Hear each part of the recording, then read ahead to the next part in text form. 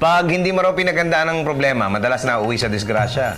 Pero madalas, hindi mo alam anong problema ang darating eh. Kaya mas mabuti raw na lagi ka na lang handa para kahit anong problema ang dumating, hindi ka na matataranta. Lahat tayo nakakaranas ng pader na humaharang sa dadaanan natin. Minsan kasi, nagkakamali tayo ng daan, ibang direksyon yung napupuntahan natin. Parte naman talaga ng buhay ang pagkakamali. Maganda nga yun kasi pag nagkamali tayo sigurado. Lahat tayo kanya-kanya ng gustong magawa, mabili o mapuntahan. Yung ibang tao talagang todo kahit sa trabaho, makuha lang yung gusto nila. Pero ingat lang dahil baka sa kakatrabaho mo, makalimutan mo ng alagaan yung sarili mo. Paminsan-minsan, pag tayo pumipili ng damit, di ba, sinisiguro natin na bagay sa atin, tama yung size, gusto natin yung kulay. Kasi sa isip natin, gagamitin natin yun ng matagal eh. Kung sa pagpili pa nga lang ng damit medyo masela na tayo. Paano?